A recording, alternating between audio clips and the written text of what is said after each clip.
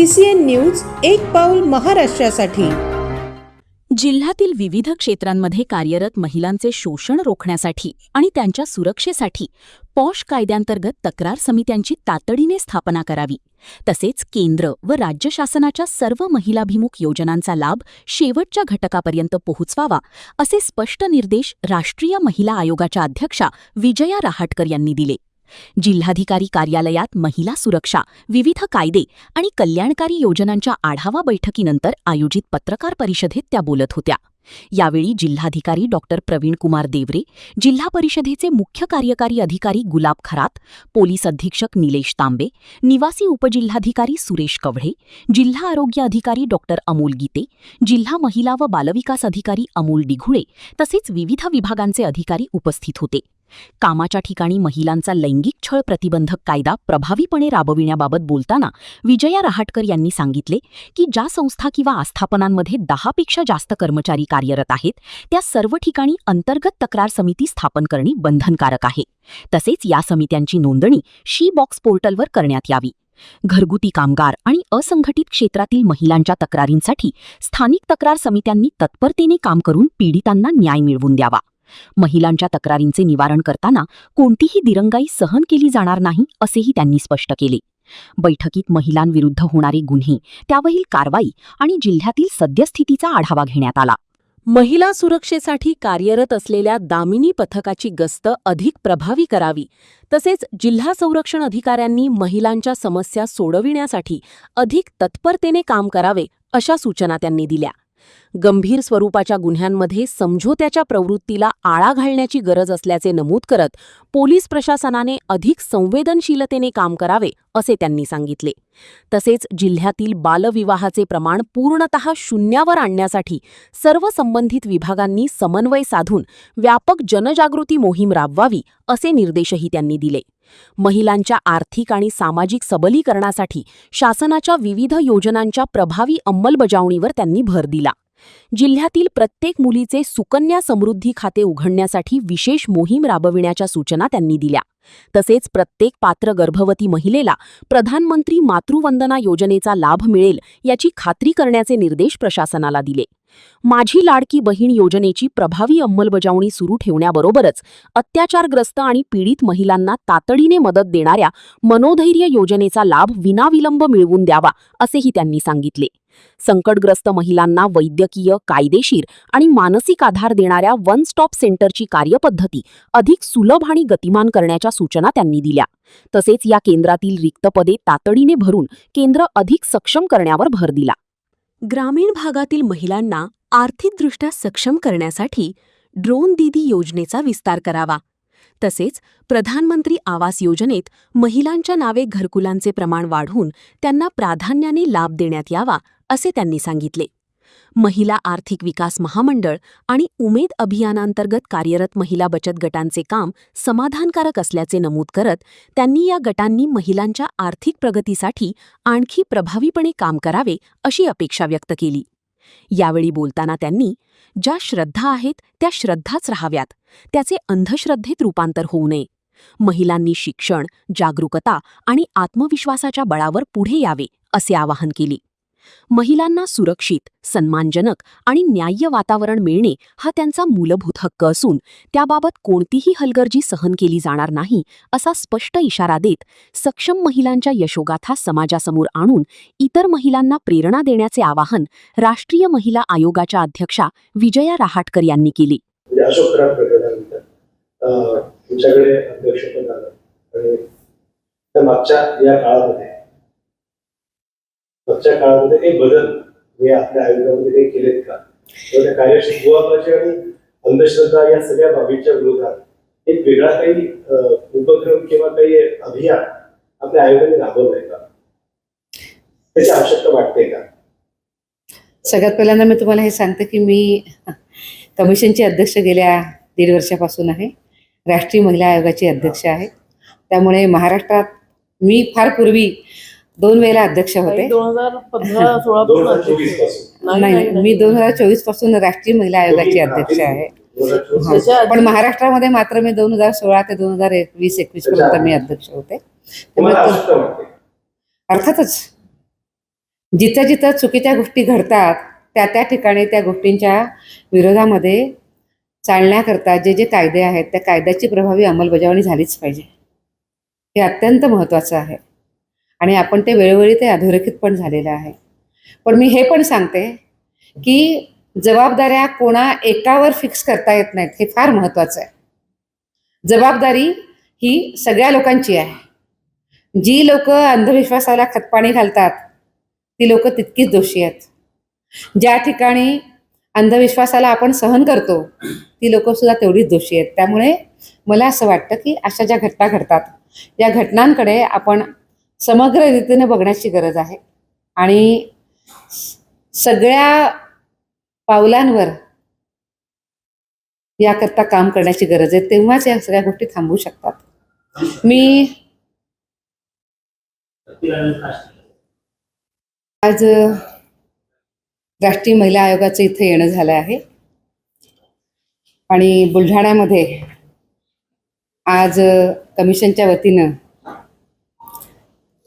Collector आणि SP या दोघांच्या सोबत आज एक रिव्ह्यू मीटिंग पण झाली आहे. ज्या ज्या वेळेला राष्ट्रीय महिला आयोगाचं एखाद्या जिल्ह्यामध्ये जाणं होतं त्या त्या वेळेला कमिशन दरवेळेला असा प्रयत्न करतं की ज्या महिलांच्या कल्याणाच्या ज्या नीती आपण तयार केलेल्या आहेत त्या नीतींबद्दल आम्ही आढावा घेत असतो आणि आम्ही हेही बघत असतो की या सगळ्या नीती, या सगळ्या योजना या किती जमिनी स्तरापर्यंत पोहोचलेल्या आहेत. याकरता ही आढावा बैठक असते आणि आज मी ती कलेक्टरांच्या सोबत त्यांच्या सगळ्या अधिकाऱ्यांच्या सोबत आढावा बैठक घेतलेली आहे. त्यामध्ये अद्याप काहीच पोलिसांना इनपुट मिळालेले नाही आहेत की महिला पूर्ण मृत झालेली किंवा तिचा काही पत्ता लागलेला नाही, कोणी मारला नाही. उलट जी मुलगी जिवंत होती तिच्या वडिलांना भावांना पोलिसांनी अरेस्ट केली होती. त्याच्यावर कुणाचे गुन्हे दाखल करून 22 दिवसांना जेलात डांबलं होतं आणि असे अनेक गुन्हे आहेत जिल्ह्यामध्ये जे अजून त्याची उत्तर झालेले नाही. त्यासाठी महिला आयोग काही प्रयत्न करतात त्यांच्या स्तरावर पॅरलल तपास संदर्भात किंवा मग काही आणखी उपाययोजना आहेत का राज्यात किंवा देशात अशा पद्धतीने. मला थोडं तुम्ही नंतर ब्रीफ कराल हे सगळं झाल्यानंतर. पण मी एकच सांगते की आमच्याकडे फार उत्तम व्यवस्था आहे त्याच्याकरता. राष्ट्रीय महिला आयोग आमच्याकडे वर्षाला लाखाहून अधिक कंप्लेंट्स आमच्याकडे येतात आणि या देशातल्या वेगवेगळ्या कानाकोपऱ्यांमधनं येतात. तर या कंप्लेंट्सला बघण्याकरता आणि लगेचच न्याय मिळण्याकरता म्हणून आम्ही खूप प्रयत्न करत असतो. पण सगळ्याच महिला काही दिल्लीपर्यंत आमच्यापर्यंत पोहोचू शकत नाही. मग त्यामुळे आम्ही राष्ट्रीय महिला आयोग आपके द्वार नावाची एक जनसुनावणी सुरू केली आहे. ही जनसुनावणी आम्ही सगळ्या राज्यांच्या मध्ये करतो. जेव्हा राज्यस्तरावर करतो त्यावेळेला जनसुनावणी करता माझ्यासोबत सगळे महत्त्वाचे अधिकारी तिथं येत असतात. आम्ही ती राजधानीच्या स्तरावर करतो राज्यांच्या. त्याशिवाय डिव्हिजनल लेवलचं जे मोठं गाव आहे तिथं पण आम्ही करतो आणि गरज पडल्यास जर खूप जास्त केसेस जर असतील तर आम्ही जिल्हा स्तरावर सुद्धा करतो आणि या जनसुनावणीचा खूप चांगला परिणाम मिळतो. मला तुम्हाला फक्त एकच छोटंसं उदाहरण सांगायचं आहे की आत्ताच मार्च महिन्यामध्ये आंतरराष्ट्रीय महिला दिवस झाला. आंतरराष्ट्रीय महिला दिवस कमिशन कसा साजरा करणार. तर मी असा विचार केला की ज्या केसेस आपल्याकडे पेंडिंग आहेत त्यांना रिलीफ देणं हेच आपलं मोठं काम असू शकतं आणि आम्ही एक आठवडा ठरवलं होतं की तो आठवडा आम्ही संपूर्ण देशभरामध्ये जनसुनावण्या करू. या जनसुनावण्या राष्ट्रीय महिला आयोगाने केल्या आहेत. पण राष्ट्रीय महिला आयोग जो राज्याचा महिला आयोग आहे त्यांना पण सोबत घेऊन चालतो. आम्ही मिळून जनसुनावण्या केल्या आणि अवघ्या 5-6 दिवसामध्ये आम्ही 25,000 केसेस आम्ही ऐकल्या आहेत. या 25,000 केसेसपैकी 15,500 केसेस सुटल्या आहेत. त्या महिलांना दिशा मिळाली, त्यांना न्याय मिळालेला आहे आणि 10,000 केसेस ज्या राहिलेल्या आहेत त्या लगेच होत नाहीत, त्या ऑन प्रोसेस असतात. कित्येक ठिकाणी जेव्हा फॅमिली मॅटर्स असतात त्यावेळेला ते फॅमिली मॅटर्स लगेच हो किंवा नाही असे क्लोज नाही होत. नवरा बायकोंना खूप समजवावं लागतं, त्यांच्या नातेवाईकांना समजावं लागतं. पण आम्ही त्याच्यामध्ये पण कालमर्यादा नक्की केलेली आहे. आम्ही असं म्हटलं की ज्या उरलेल्या राहिलेल्या केसेस आहेत त्या टप्प्याटप्प्यांनी येणाऱ्या 6 महिन्याच्या आत त्या पूर्ण कराव्यात. अशा पद्धतीने आम्ही प्रयत्न करत असतो आणि महिलांना दिलासा देण्याचा खूप प्रयत्न करतो. आजपर्यंत गेल्या 10 महिन्यामध्ये राष्ट्रीय महिला आयोगाच्या माझ्या 1,200 जनसुनावण्या झाल्यात. मी 1,200 जिल्ह्यांमध्ये मी जाऊन आलेले आहे. त्याच्यामध्ये महिलांवरच्या अत्याचाराचं प्रमाण किंवा महिलांवरच्या आपत्तीजनक काही काही बोलणं हे अजूनही सोशल मीडियावर तर आपण बंधनच नाही आहे. ज्या रील्स येतात किंवा काही आपण तुम्ही दूरदर्शन किंवा चित्रपटाला थोडी काही बंदी आणू शकतो किंवा काही याच्यासाठी उपाय काय करता येतील. दररोज रील्स मधून महिलांवर वेगवेगळ्या आपत्तीजनक सगळ्या गोष्टी येत आहेत. त्याच्यासाठी काय कायदे असतील माहिती पण आता याच्यावर बंधनं कशा महिलांच्या बद्दल जे बोललं जातं ना हलक्या शब्दांमध्ये, हे तर खूपच वाईट आहे. किंवा त्यांच्यावर कमेंट्स केल्या जातात, त्यांच्याबद्दल गाणी लिहिली जातात, खूप सहजतेने वाईट शब्दांच्या मध्ये बोललं जातं. राष्ट्रीय महिला आयोग हे कधीच सहन करत नाही. आत्तापर्यंत राष्ट्रीय महिला आयोगानं मी अध्यक्ष झाल्यानंतर आम्ही याच गेल्या काही दिवसामध्ये अशा अनेक लोकांवर आम्ही कारवाई केली. आम्ही जे ज्यांचे शो असतात, अशा समय रैना, रणवीर इलाहाबादी, इतकंच नव्हे तर त्यानंतर बादशाह, मोठे गायक आहेत. पण इतकंच नाही तर संजय दत्त, नोरा फतेही, या सगळ्यांवर राष्ट्रीय महिला आयोगानं कारवाई केली आहे. त्यामुळे हे होऊ नये म्हणून आम्ही कारवाई करत असतो. आम्ही समाजामध्ये जाऊन फक्त कारवाई नाही करत, तर याबद्दल कित्येक वेळेला संवेदनशीलता पण लोकांची गेलेली असते किंवा लक्षातच येत नाही की आपण वाईट बोलतोय. अशा वेळेला लोकांच्या मध्ये जाऊन त्यांची संवेदनशीलता वाढवण्याचं सुद्धा काम करावं लागतं. असे अनेक कार्यक्रम राष्ट्रीय महिला आयोग करत असतो. मला असं वाटतं की सगळ्यांनी हे ठरवण्याची गरज आहे की महिला कोणी असू देत, ती आपली आई असते, आपली पत्नी असते, आपली बहीण असते, आपली मुलगी असते. आपण बोलताना तिच्यासमोर कसं बोलू हे विचार करून जर आपण बोललो तर नक्कीच महिलांना लाज वाटेल. अशा प्रकारचे शब्द आपल्या तोंडून जाणार नाहीत. हो. आणि त्यामध्ये ज्या समित्या नेमलेल्या आहेत त्या समित्यांचं ऑडिट बंधनकारक केलं, पण त्या समित्यांच्या बैठकाच होत नाही. कागदोपत्री ऑडिट केल्या जातो, त्याची जबाबदारी जिल्हाधिकारी आहे. परंतु त्या समित्यांच्या बैठका होत नाही, फक्त कागदोपत्री सह्या घेऊन. याच्यासाठी आपण काय करतो? तुम्ही म्हणतात ते चित्र आहेच आहे. आज या विषयामध्ये मी अतिशय स्पष्ट निर्देश मी कलेक्टरांना दिलेले आहेत आणि हे सांगितलं आहे की जिल्ह्यामध्ये कोणतीही ऑर्गनायझेशन असो, ती सरकारी आहे, ती प्रायव्हेट आहे, ती कंपनी आहे, ते प्रायव्हेट ऑफिस आहे, काही असू देत, जिथं 10 किंवा 10पेक्षा जास्त लोक काम करतात त्या सगळ्या ऑफिसेसला आपली पॉशच्या ॲक्टच्या अनुसार इंटरनल कमिटी असणं मस्ट आहे. It is mandatory. आणि अर्थातच ती जबाबदारी ही जिल्हाधिकाऱ्यांची आहे. त्यामुळे आत्ता आजच सांगितलेलं आहे की त्यांनी काही कमिट्या केलेल्या आहेत. 300-350 कमिट्या जिल्ह्यामध्ये झालेल्या आहेत. पण आज त्यांना मी हे पण सांगितलं आहे की 10 किंवा 10पेक्षा जास्त काम करणारी माणसं आस्थापना ह्या सगळ्या बघितल्या पाहिजेत. मग त्याच्यामध्ये अगदी स्कूल येतील, कॉलेजेस येतील, त्याच्यामध्ये रेस्टॉरंट येतील, त्याच्यामध्ये ऑफिसेस येतील, हे सगळे येतील. आज त्यांना सांगितलं आहे की सगळ्या ज्या व्यवस्था आहेत, जसं की एज्युकेशन डिपार्टमेंट आहे, त्यांनी स्कूल्सच्या कमिट्या करून घेतल्या पाहिजे, कॉलेजच्या कमिट्या करून घेतल्या पाहिजे, जिथून आपण लायसन्स इश्यू करतो आहे, जसं की आपण फूड लायसन्स इश्यू करतोय. रेस्टॉरंटच्या मध्ये 10पेक्षा जास्त लोक काम करतातच आणि मोठ्या प्रमाणामध्ये मुलं, मुली, परिवार तिथे येत असतात. अशा वेळेला त्यांच्याकडे सुद्धा या कमिट्या यांनी काम केलं पाहिजे, नीट बघितलं पाहिजे. तर त्यामुळे या सगळ्या फील्डमधल्या कमिट्या त्यांना येणाऱ्या 1 महिन्याच्या आत पूर्ण करायला सांगितल्या आहेत. आणि 1 महिन्याच्या आत या कमिट्या पूर्ण करणं, नुसत्या कमिट्या पूर्ण करणं नाही आहे, त्या कमिट्यांना शी-बॉक्स जे पोर्टल बनवलं आहे केंद्र सरकारने त्याच्यावर त्यांनी अपलोड करणं. आणि सगळ्यात महत्त्वाची गोष्ट, या कमिट्यांचं आणि त्यांच्या ऑफिसेसमधल्या सगळ्या लोकांचं, या सगळ्यांचं पॉशच्या बाबतीमध्ये ट्रेनिंग करणं हे खूप महत्त्वाचं आहे.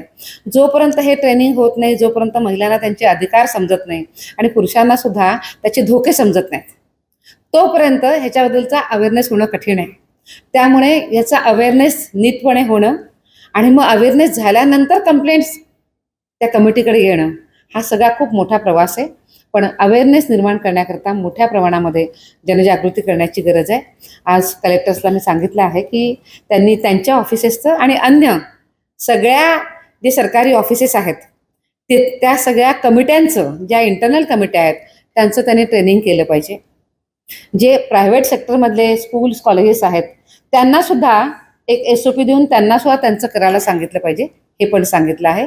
मला आशा आहे की येणाऱ्या 1 महिन्याच्या आत त्यांच्या कमिट्या पूर्ण होतील आणि त्यानंतरच्या 3 महिन्याच्या आत त्यांचे ट्रेनिंग पूर्ण होतील. पण हे ट्रेनिंग करणं खूप गरजेचं आहे.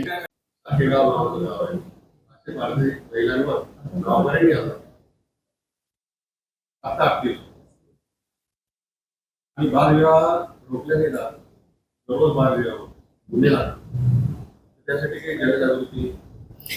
बघा, बालविवाह हा तर आपण सगळ्यांनी खूप सिरियस घेतलेला विषय आहे आणि आता बालविवाहाच्या विरोधात, बालविवाह होऊ नये म्हणून खूप मोठ्या प्रमाणामध्ये आपण काम पण करतो आहोत.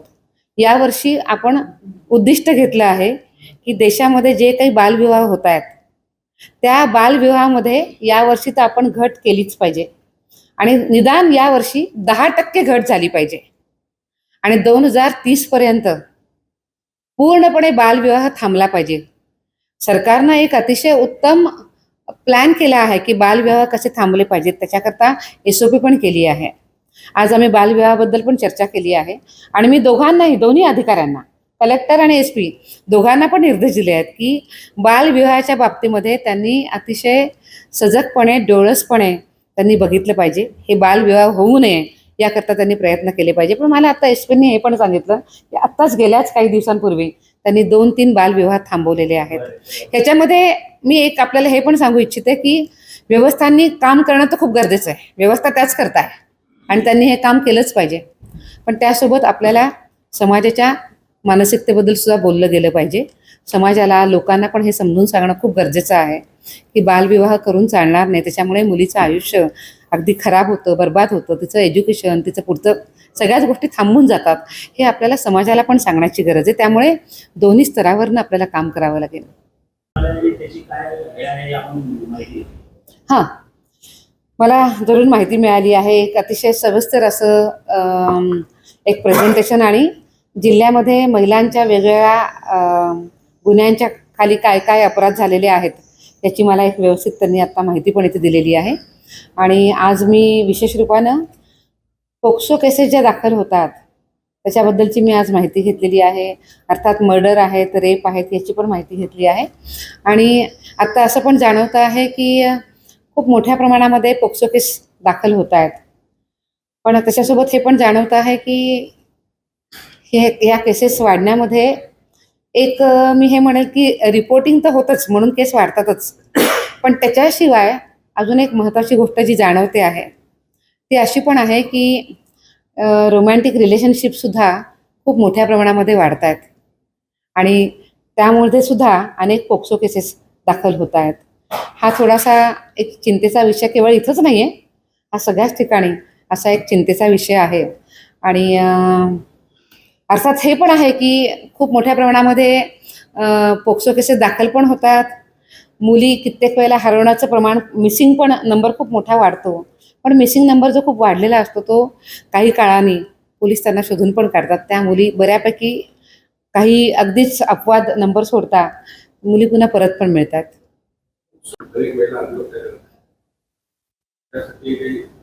जनजागृती तर हा विषय वेगळा आहे, पण एक समज प्रवर्धक म्हणून काय करते. बघा, आपण जेव्हा आपल्या हेल्थची व्याख्या करतो तेव्हा ती हेल्थ सोशल, मेंटल, फिजिकल वेलबिंगची पण आपण गोष्ट करतो. या सगळ्यामध्ये मेंटल वेलबिंगसुद्धा उत्तम असणं खूप महत्त्वाचं आहे. जेव्हा आत्महत्या होते त्यावेळेला त्या माणसाच्या आशा संपुष्टामध्ये येतात. कित्येक वेळेला असं वाटतं की आशा सगळ्या संपल्या आहेत आणि म्हणून जगावं असं वाटत नाही आहे किंवा काय. मला असं वाटतं की आपण जशी शारीरिक काळजी घेतो त्याच पद्धतीनं मनाची काळजी घेणं सुद्धा खूप गरजेचं आहे. त्यामुळे ज्या ठिकाणी महिला असतील किंवा अन्य समाजामधली माणसं असतील, एकटी जेव्हा होतात तेव्हा अशा घटना खूप समोर येतात. या सगळ्या विषयामध्ये मोकळेपणानं बोलणं हे फार महत्त्वाचं आहे आणि त्यासोबतच मेंटल हेल्थ करता उत्तम सुविधा पण उपलब्ध करून देण्याचं आवश्यक आहे. ताई, माझं एका अधिकाऱ्याच्या मुलीसोबत 7 वर्षाची मुलगी आहे, त्याच्यासोबत हे झालं तर पोस्को गुन्हा दाखल झाला. आतापर्यंत आरोपी अटक नाही आणि लगेच 14 दिवसानंतर एक चोरीची गुन्हे दाखल करण्यात आले शहर पोलीस स्टेशनला अनोळखी आरोपी विरुद्ध आणि त्या आई वडिलांना टॉर्चर करण्यात येत आहे त्या गुन्ह्याच्या माध्यमातून. म्हणजे जे पीडित आहे त्यालाच टॉर्चर करण्याचा प्रकरण सुरू आहे. मला तुम्ही जर ते म्हणजे प्रकरण जर मला नीट मिळालं तर मी त्याच्यावर बघू शकेल. आत्ता माझ्याकडे एक 3-4 प्रकरणं आली होती, त्यांना मी आता लगेच बघितलं आहे आणि ताबडतोबीनं मी SP ना निर्देश दिलेत की त्यांनी त्या विषयामध्ये काम केलं पाहिजे. पण तुम्ही जे प्रकरण सांगतात ते मला माहिती नाही, एक विशिष्ट कोणतं प्रकरण आहे ते मला जर नीट सांगितलं तर त्यांना मी लगेचच ते करण्याबद्दल मी निर्देश देईन. बालविवाहाबद्दल पण ही आढावा बैठक घेतलेली आहे. त्यासोबतच महिलांची हेल्थ, स्वास्थ्य आणि त्याकरता ज्या आहेत योजना, जसं की प्रधानमंत्री मातृवंदना योजना आहे किंवा अशा पद्धतीच्या ज्या योजना आहेत त्यांचाही मी आज इथं आढावा घेतलेला आहे की महिलांच्या स्वास्थ्याचा किती आजही जमिनी स्तरावर विचार केला जातो. आणि त्यासोबतच सेक्शुअल हॅरासमेंट ॲट वर्कप्लेसचा जो कायदा आहे पॉशमध्ये ज्या इंटरनल कमिटी आणि लोकल कमिटी बनतात त्यांचंही काम कसं आहे, अशा अनेक विषयांचा आढावा मी आज कलेक्टरांच्या सोबत इथं घेतलेला आहे. यासोबतच महिलांच्या आर्थिक सक्षमीकरणाकरता जिल्ह्यामध्ये काय काय काम चालतं आहे, प्रत्यक्ष रूपामध्ये जे महिलांचे सेल्फ हेल्प ग्रुप आहेत हे कसे काम करत आहेत, त्यांना बाजारपेठ मिळण्याच्या दृष्टिकोनातून आपण काय काय प्रयत्न केलेले आहेत, लखपती दीदींचं काम कसं चाललेलं आहे आणि त्यांच्या जीवनामध्ये काय बदल झाला आहे, त्या एक सर्वसाधारण गृहिणी ते लखपती दीदी हा जो त्यांचा प्रवास आहे, हा प्रवास कसा झाला आहे याबद्दल पण मी आज सगळी माहिती घेतलेली आहे. त्याचसोबत आज मी जिल्ह्याचे पोलीस अधीक्षक यांच्यासोबत सुद्धा आज एक मीटिंग घेतलेली आहे आणि जिल्ह्यामधली जी कानून सुव्यवस्था आहे त्याबद्दल आज आम्ही आढावा घेतलेला आहे. जिल्ह्यांमध्ये महिलांच्या बाबतीमध्ये जे गुन्हे होतात ते गुन्हे किती संवेदनशीलतेनं पोलीस हाताळतात, त्याच्याकरता ते काय काय पद्धतीचा अवलंब करतात, कशा पद्धतीने ते लोकांच्यापर्यंत जातात, म्हणजे महिलांच्यापर्यंत, मुलींच्यापर्यंत, ज्या आपल्या छोट्या स्कूल गोईंग मुली आहेत, शाळेत जाणाऱ्या ज्या मुली आहेत त्यांच्यापर्यंत ते कसे जातात आणि ते कायद्याची जागृती पण कशा पद्धतीने करतात, त्यांच्याकडं जे तक्रारी येतात त्या तक्रारींना ते कसं सोडवतात, त्यांच्याकडं काय पद्धत आहे याबद्दल पण मी आज माहिती घेतलेली आहे.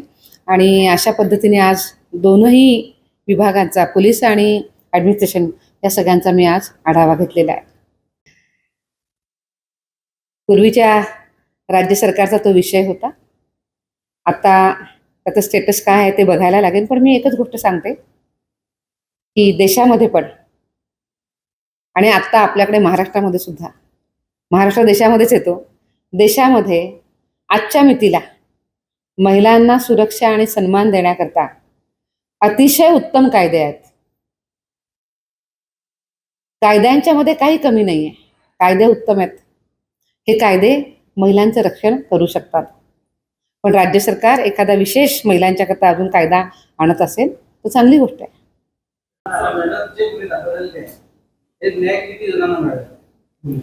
बघा, आपण जर हो हो महिलांच्या संबंधित जे जे गुन्हे घडतात त्या गुन्ह्यांच्या मध्ये आपण जर प्रमाण बघितलं तर सगळ्यात जास्त पोक्सोमध्ये जे गुन्हे होतात त्याच गुन्ह्यांमध्ये सगळ्यात जास्त शिक्षा होते. त्याचे एक म्हणजे ते लता तुम्ही आता मला जे दिलेलं होतं ते लगेच तुमच्यासोबत शेअर करते. एक प्रश्न अंधश्रद्धेच्या बाबतीत महिलांची आणि त्या बाबतीत महिला असेल किंवा जे कायदे आहेत त्यावर काय पाऊल उचलतात? असे जे प्रकरणं पुढे येतात त्यांच्यावर तर पोलीस कारवाई पण करतायत. आपल्याकडं ॲक्ट पण आहे, त्यानुसार कारवाई पण होते आहे. पण मी हे पण म्हणेन की व्यवस्था आपल्या ठिकाणी काम करतील. लोकांनी पण समजून उमजून वागलं पाहिजे. जिथे कुठं आपल्या श्रद्धा आहेत त्या श्रद्धा असाव्यात, त्या अंधश्रद्धा असू नयेत याची काळजी घ्यावी. आणि मला वाटण्याचा काही विषयच येत नाहीये. मला वाटतंय किंवा मला नाही वाटत त्याच्यातला विषयच येत नाही. मी सांगितलंय देश स्तरावरचं की देश स्तरावर अतिशय उत्तम कायदे आहेत महिलांचं संरक्षण करण्याकरता, महिलांना उत्तमपणे सन्मान देण्याकरता. पण पुन्हा सांगते, पण जर राज्य सरकार अजून काही जर विशेष कायदा आणत असेल तर काहीच हरकत नाही, चांगली गोष्ट आहे. हा विषय राज्य सरकारचा आहे. त्याची जी गती आहे जिल्हा परिषदेने काम करण्याची ती कसं वाटतं? 2-3 गोष्टी मला जाणवल्या आहेत. सगळ्यात महत्त्वाची गोष्ट म्हणजे मला सेल्फ हेल्प ग्रुपची जी आता एवढं मोठे अभियान चालू आहेत, हे अभियान इथं खूप चांगलं चाललंय. उत्तम पद्धतीनं आपल्याकडं महिला सेल्फ हेल्प ग्रुपच्या माध्यमातून पुढे येत आहेत. मला त्यांचा जो कॉन्फिडन्स जो बूस्ट होतो आहे आणि ज्या पद्धतीने त्या निर्णय प्रक्रियेमध्ये सहभागी होत आहेत. आज मी त्यांना भेटले. मीटिंग सुरू करण्यापूर्वी मी काही जिल्ह्यातल्या सेल्फ हेल्प ग्रुपच्या महिलांना भेटलेले आहे. त्यांचा जो कॉन्फिडन्स वाढला आहे तो बघून मला खूप बरं वाटलं आहे. दुसरी गोष्ट मी त्याही बद्दलही बोलते. एक ही गोष्ट मला खूप चांगली वाटली आहे. दुसरं सगळ्यात महत्त्वाची गोष्ट, प्रधानमंत्री आवास योजनेचा पण मी आढावा घेतला.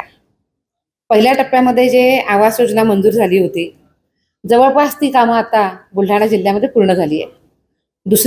दुसरा टप्पा सुरू होतो आहे आणि त्या आवास योजनेच्या ज्या काही महिला आहेत त्यांच्याशी पण मी निवडक काही महिलांशी मी बोलले आहे आणि आवास योजनेचं पण काम मला चांगलं वाटलं आहे. मात्र जलजीवन मिशनच्या माध्यमातून जी योजना चालते आहे, हर घर नल से जल, त्याच्यामध्ये अजून काम करण्याची मला गरज पण वाटते आहे. आणि मला असं पण सांगण्यात आलं आहे की आता सध्या लगेचच त्याच्याकरता फंड्स उपलब्ध नाही आहेत. अर्थातच ही महिलांच्याकरता योजना असल्यामुळं आणि त्याच्यामुळे महिलांचं जीवनमान उंचावतं, महिलांचा त्रास कमी होतो अशी ही योजना असल्यामुळे अर्थातच याच्याबद्दल मी ज्या व्यवस्था आहेत त्या व्यवस्थांच्याबद्दल त्यांच्याकडे मी नक्कीच बोलेन की अशा पद्धतीने फंड्स कमी आहेत तर ते फंड्स दिले गेले पाहिजे.